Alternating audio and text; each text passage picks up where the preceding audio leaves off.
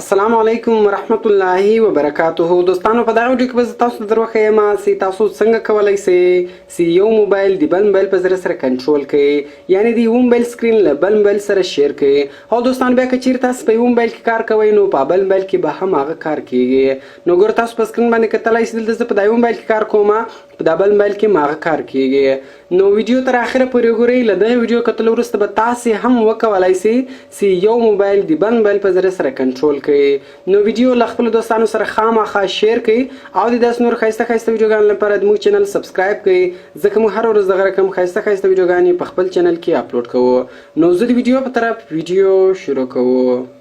نو دوستانو دې لپاره به تاسو اول په دواړو موبایلانو کې یو اپلیکیشن انسټال کړئ. د دغه اپلیکیشن نوم د انکوایر. دغه اپلیکیشن به تاسو په دغه موبایل کې انسټال کړئ او په دا دویم موبایل کې به هم انسټال کړئ. نو ګوره تاسو کتلی شئ چې ما دغه اپلیکیشن په دواړو موبایلانو کې انسټال کړی ده او د دغه اپلیکیشن ډاونلوډ لینک ما تاسو ته د ویډیو په ډسکرپشن کې درکړی ده. نو دغه اپلیکیشن تاسو له هغه څخه په ډېرې اسانۍ سره ډاونلوډولی شئ. کله چې بیا تاسو دغه اپلیکیشن په دواړو موبایلانو کې انسټال کړئ نو دغه اپلیکیشن به تاسو په دواړو موبایلانو کې خلاص کړئ. کله چې تاسو اوله وار دغه اپلیکیشن خلاص کړئ نو د دغه شکل دغه رقم راځي. ګوره په دې کې دوه آپشنان دي، یو د شیر او یو د اکسس. نو اوس که چیرې تاسو غواړئ چې دغه موبایل د دې موبایل په ذریعه سره کنټرول کړئ نو په دې موبایل کې بیا تاسو شیر ووایئ، او که چیرې تاسو غواړئ چې دغه موبایل چې د دې موبایل په ذریعه سره کنټرولوم بیا به تاسو په دغه موبایل کې شیر ووایئ. نو زه اوس راځم، زه غواړم دغه موبایل د دغه موبایل په ذریعه سره کنټرول کوم، نو په دې موبایل کې به تاسو شیر ووایئ. کله چې تاسو په شیر بټن باندې کلیک وکړئ، لاندې سټارټ ناو بټن باندې به تاسو کلیک وکړئ. کله چې تاسو په سټارټ ناو بټن باندې کلیک وکړئ ګوره دلته تاسو ته یو کوډ درکوي، دغه کوډ یې درکوي. نو ګوره دلته اوس په دا دویم موبایل کې لاندې اکسس بټن ده، په دغه اکسس بټن به تاسو کلیک وکړئ. په یو کې په شیر بټن کلیک وکړئ او په دویم کې به تاسو په اکسس بټن کلیک وکړئ.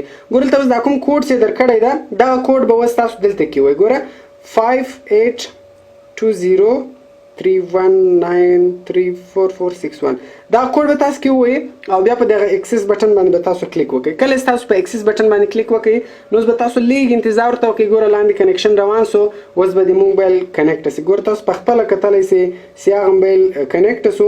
اوس په دې موبایل کې ګوره زه هر کار کوم هغه په بل موبایل کې هم کېږي. اوس که زه هر ځای ته ولاړ شم ګوره په دواړو موبایلانو کې هغه کار کېږي. نو د دغه اپلیکیشن په ذریعه سره تاسو په ډېرې اسانۍ سره یو موبایل د بل موبایل په ذریعه سره کنټرولولی شئ. بیا که چیرې تاسو په یو موبایل کې کار کوئ نو په بل موبایل کې به هم هغه کار کیږي.